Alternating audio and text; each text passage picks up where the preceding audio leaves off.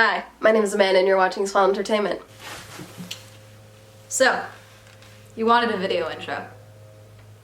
So let me start out this video by saying that I am very, very sick. I've been sick for the better part of a month. First they told me it was bronchitis. I went back to the doctors again yesterday because my cough is still not getting any better, and now I'm being treated for pneumonia. My oxygen levels were so low, I was fairly certain that there's something wrong with my lungs. That's why I haven't been posting, and why this video is kind of different than my usual setup. I'm sitting down because I'm not supposed to be standing for a suit for a long time, and why I sound horrible. The editing on this is probably going to be very weird and choppy because I'm going to cut out every time that I cough. Shane Dawson is doing his The Mind of Jake Paul docu-series, and I have a lot of opinions about it. I'm not going to talk about the horror edit that he decided to do originally because it's been addressed, it's been dragged through.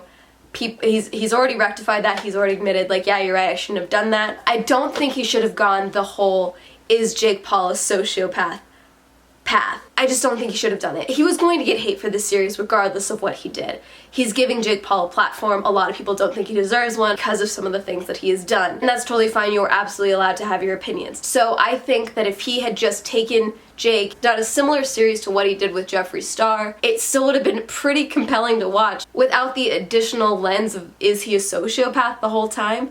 Because yeah, he would have still gotten hate from people who hated Jake, but he wouldn't have gotten that extra level of hate from within the mental health community. I think it was just an extra step that didn't need to be taken. No one should have expected Shane to not be overdramatic. I've been seeing like, oh, he's so overdramatic. Yeah, that's his brand. That's literally, watch any one of his other videos. He is overdramatic as fuck. The whole sociopath thing, I think, was just a flawed concept from the beginning. Shane is not qualified to be going into that. Andrew's not qualified to be going into that. And frankly, I don't think Katie really is either. Katie Morton is the therapist that Shane is enlisting the help on for this video. She's a marriage and family therapist. She's a licensed marriage and family therapist, but she is a marriage and family therapist. She herself said, this is not my area of expertise. And I think that they should have just ran with that bit, gotten her opinion, and then just not included in the rest of it. I think on her part, it would have been more responsible for her to say, okay, well, I'm not qualified, I'll give my opinion, but you really should talk to this psychologist I know or something like that. I have no problem with her pulling out the book to look up the qualities of someone with antisocial personality. She addresses that in a video that she posted. She says she's addressing the hate. She brought up some comments that people had made. A lot of them were, yes, very disgusting and telling her to just kill herself, which is horrible and no one should ever do. But a lot of the hate that she's referring to is honestly just criticisms of her involvement in it at all. I think people have a right to be critical when you are saying you're a licensed professional and you're willing to go into the unethical gray area of going undercover as a producer to monitor someone's behavior. Whether she's diagnosing him or not, because again, they put the disclaimer, she's not diagnosing him. She's still observing the behavior and giving her what we are to believe is her professional opinion on whether or not Jake is exhibiting the traits of a sociopath. There's no wonder people are questioning her ethics as a therapist when that's the view of her that we're given. Overall, I do enjoy the series. I'm a fan of Shane's work as a YouTuber, and his docu-series I really do like. I do not think that this series should be 8 parts. What we've seen so far, a lot of it could have been cut out. Even in Ep 1, like where he talks to iNabber about everything, I think that was very... My room is haunted. I think everything we've seen so far, a lot of it could have been 2 or 3 parts, and then we're on episode 5. Episode 6 is coming out tomorrow because I'm filming this on the Wednesday. There's just so much in this doc that I think could have been cut out. In the first episode, he interviews iNabber to get his opinion, I guess, or to just do a brief overview of some of Jake's scandals. In an upcoming episode, he's going to interview Keemstar as well. And if you were going to interview both of them, why not include those interviews in the same part? Okay, let me get to the point. My main criticism of this whole docu-series that Shane is doing is how surface level Shane's research has been. If you're on YouTube, you don't have to know the inner workings of every other YouTuber on the platform. I think if you are involved in the community, you should be aware of some things just so you know who you're endorsing and who you're being around and whatever. I listened to, I think it was the Baited podcast or something, I'll link it, where Keemstar was on and they were talking about the docu-series, and Keemstar mentions yeah, when I first met Shane Dawson, he thought me and FaZe Banks were in Team 10.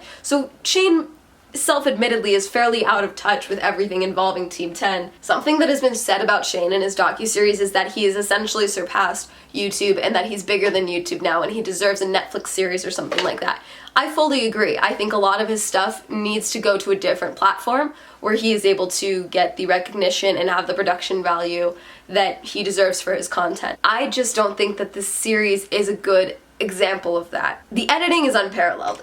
They're doing very well. Ever since they got rid of the horror edit, I think they're doing very well. Aside from that, it's very well put together. I didn't notice this at first, but apparently he used footage from the Parkland shooting, which was upsetting to some of the people that were survivors of the Parkland shooting. I mean, nothing's perfect, but holy shit. It's just, in my opinion, Shane's conspiracy theories are better researched than this docu-series. Now, if we go off this frame from the first ep, Jake first contacts him and basically says, like, yeah, I want to do the docu-series. On his phone, you see that it's August 16th, so we can reasonably assume that he either started preparing for or just decided he was doing this docu-series starting August 16th. Based on the screen grab, I guess it was from Chad's video, where, like, it's kind of circulated, it was on Drama Alert, where in the background you can see Shane sitting down before the mousetrap stunt, whatever the fuck that was. I think that's circulated around September 4th. So for the month of September, he was working on this. There's some stuff that has happened after that, like Greg Paul being hacked and the sex tape being linked of Greg Paul and this supposedly underage girl. That happened, I think, in the last 2 weeks, like right before the doc started. So I understand that not being put into the doc or being mentioned in the doc at all. Side note, I don't know if the girl's underage. I haven't watched the video. There's no confirmation whether or not Greg Paul has denied that he's been with anyone under the age of 35. According to people that have seen the video, it seems like she could be far lower. I'm not going to watch the video, mainly because that footage of Greg Paul kissing that 20-year-old in Jake's vlogs makes my skin crawl, and the concept of seeing him any form of naked makes me want to throw myself off a cliff. I won't be searching out the video, but apparently you can find it on Pornhub. Also, something that came out more recently was the cheating scandal of Jake supposedly trying to fly out an Instagram model to, like, hook up or something, and there was all these DMs that she sent out and leaked, and when she was getting footage of it, like the DMs, like, he blocked her in that time, so I'll put that up here. Shane didn't bring up Jake's mom slut-shaming Alyssa. Didn't bring that up, and I think it was just because he looked up videos from their channels and just watched a couple of videos from their channels. I just think that so much more would have been known on Shane's part before going into meeting Jake, and had he just gone onto YouTube and searched Jake Paul Drama Alert, he would have found so much more information about some of the scandals than just the surface level information he's getting. So Jake's mom making that comment about Alyssa was in like a comment section on one of her videos. I'll put that up here. But I mean, it's something that still was kind of a big deal when it happened and would have been very easy for Shane to find it had he done more research. Another thing that he didn't mention was Greg Paul calling that kid fat, which was in Logan's vlogs, I'll give him that. Or right after the Logan Paul scandal with the Akigahara Forest.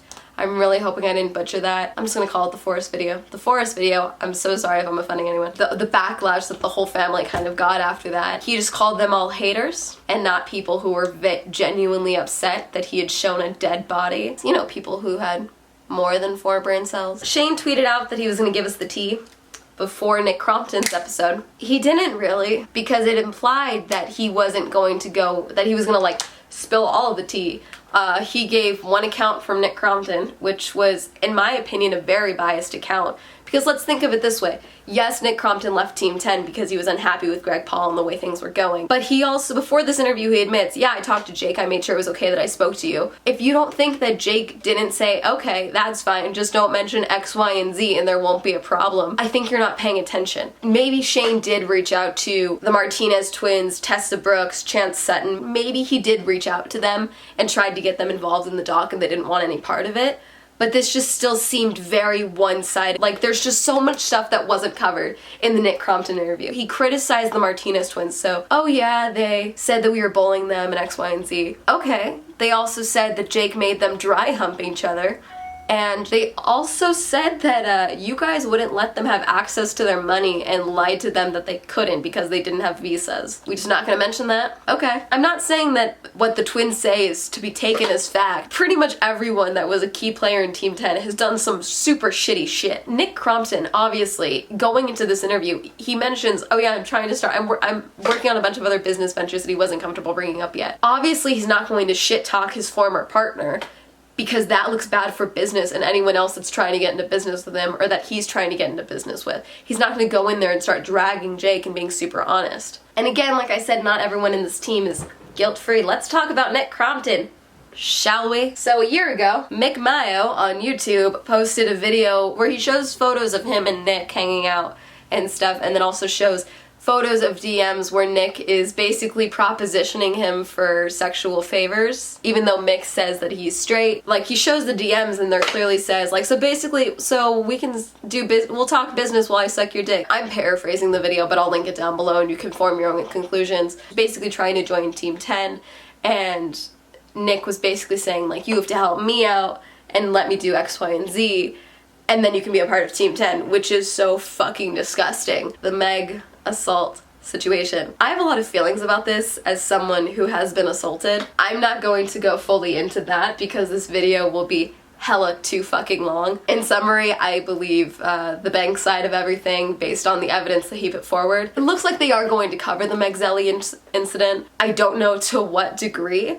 In the preview that we saw, Shane is like, so the Meg thing, she says that Banks assaulted her. Do you believe her? And I'm like, okay, so is he gonna ask? She told you she was assaulted, and your first thought was, let's make a vlog about it and sandwich the important bits amongst other vlog footage. He's definitely going to talk to Alyssa, we know that for a fact. I don't know if he's going to talk to Banks because I think that he really should. Whether or not Jake was involved in the, hey, let's just say that you were assaulted by Banks and then also say that you saw Banks making out with other girls so that he'll break up with my ex-girlfriend, and then it fucks up Banks, it fucks up Alyssa's life. Everyone's wins. I don't think he necessarily did that, but he definitely played the part of, hey, let's make a video about this. And I don't know if anyone else has watched that fucking video, but it's so fucking upsetting because they're just leading her the entire time. Like, she's talking and she's very monotone, and then at one point she's like, done. And then Erika's like, okay, but you said X, Y, and Z as well. I understand, like, wanting to be the supportive friend and wanting to be like, you have to tell your side of the story. But for them to all basically, they're all surrounding her and they're basically just putting more words into her mouth. And it's like, you fuckers weren't there. I'm gonna get so angry talking about this. Okay, my point is, Nick Crompton was basically directly involved in manipulating that situation. He DM'd Banks the next morning and said, hey, my assistant says that she has a big bruise on her neck. You gave it to her at Warwick last night. She knows you probably didn't mean to do it on purpose. And then Banks apologized, basically saying like, oh yeah, I don't remember this, but I mean, obviously if I hurt her accidentally, then I'm sorry. Obviously I didn't mean to, I was like drunk, whatever. And then Nick cropped it so it looked like Banks was admitting guilt and then tweeted out like, this is how like you guys treat women or whatever. That's deliberately manipulating the fucking situation and trying to make Banks look worse. That's what that was. That was also not covered in the documentary. In the most recent doc, Shane goes to Jake's house, the Team 10 house, and a lot of things get brought up. Let's start with the Chance and Anthony thing. Jake is showing him the 1 million subscriber plaques or whatever, all the different ones. And Shane goes, oh, Jake Paul 2. And then Jake goes, yeah, that was my second channel. I gave it to Anthony though because Chance stole his account and changed the password and all this stuff. And honestly, I was inclined to believe that. I'm not a fan of Chance. I'm not gonna lie and say, I'm a fan of all these people, so I'm a neutral party. No, I don't like Team 10. I'm gonna be honest. Chance took to Twitter to say, wow, just saw that you guys accused me of stealing the password and everything. Posted like a Word doc and then shows text between him and Anthony. Chance says right before he left, he was concerned about, he knew there was a chance that he was going to get kicked off the account. So he made himself a manager on the account so that if the passwords were changed, he could still access it and change the password. He gets a text from Anthony saying, I'm sorry, are you really leaving? Sorry man, I changed the passwords. Jake and Greg told me to. Checked, he had been logged out, the passwords had been changed. He logged back in, changed the passwords, kicked everyone else off the account, and then offered for Anthony to still share the account. Instead, they'd figured out the second channel thing. Again, that's frankly a lie. Maybe Jake isn't aware of that aspect of it. Maybe Anthony just said, oh no, dude, he took the account. So there's that. The next thing, Erika. I have a lot of opinions about Erika. And again, like I said, Shane did not do nearly enough research going into this doc, in my opinion. So he apparently had DM'd Erika saying, you're a really good influence on Jake. And yeah, to Shane, watching their videos, maybe he does see it like that. Erika didn't start out as a cast member or a main member of Team 10. She was an assistant and worked on them with, like, I guess with like the Nick Crompton side of things, like the behind the scenes or whatever. And I guess became friends with Alyssa, or was friends with Alyssa, and that's how she got brought in. I don't know how she got brought in. After Alyssa and Jake had broke up, a lot of stuff was coming out with Erika and Jake when they started getting together, and Alyssa posted all of these photos of text messages between her and Erika where she's like, I miss him, I feel bad. And Erika's like, you need to let it go. Like, a Twitter account under the name of Gustavo said, keep in mind, Erika, she would like buy plane tickets and stuff for the team and help work out deals for the team. And he's like, so she bought tickets for the girls, then flew them out to sleep with Jake to cheat on Alyssa. And then Alyssa chimed in and was like, yeah, no, she actually did that. That's the thing that happened. Another thing that got brought up in this video, the most recent app, was whether or not Erika is fake. There's a lot of reasons why people think Erika is fake. My reason for thinking Erika is, or was previously fake, was that Jake literally fucking said that it was a year ago. Jake did an interview where he said, we're not even actually dating. It's basically like the WWE where everyone knows that it's fake and it's just great entertainment. What the fuck? Like a week after that interview happened, Jake went on a date publicly in LA with a model who, I'll say it because everyone else is saying it, is very similar looking to Alyssa Violet. And I think right after is when he posted a video where he was doing like kind of a Q&A section. He was asked if Erika was real, and he said, you know what, she's my best friend, she's great, I love her, and yeah, there's some kind of intimacy there, but she's my best friend. It could have started out as fake and very easily turned into a real thing. In the doc, Erika kind of says, yeah, it kind of started out as fake. I mean, we got married in the first video together. Fucking extreme and unnecessary, but you know, views, I guess. I guess you just can't say that you don't understand why people think it's fake, considering it looks super fucking fake. And you said it was fake. We're on ep 5. There's so much to pick through. There's so much more to go into. I'm sure I'm missing stuff. If anyone else wants to comment any other things that you think should have been mentioned in the doc, please do so down below. I may do a second part of this after the rest of the doc has finished airing. Maybe Shane is going to address some of the things that I brought up that I have issues with. Maybe I'll make a part 2. I don't know. Let me know if you want a part 2. These are all my opinions. You can disagree with me all you want. If you want to leave a hate comment because I dissed your fave, go right the fuck ahead. I can't wait for the rest of the series. I can't wait to see Alyssa's opinion on it. So yeah, that's it. I'm gonna go wash the shitty makeup job that I did off my face. I drink about 8 more of these and pass the fuck out.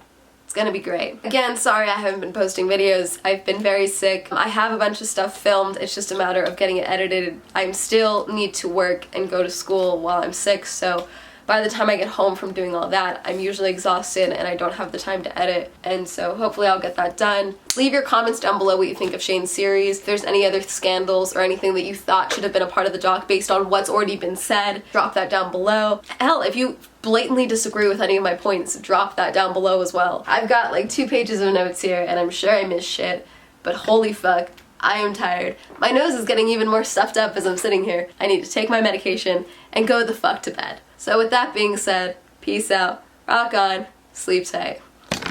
Fuck.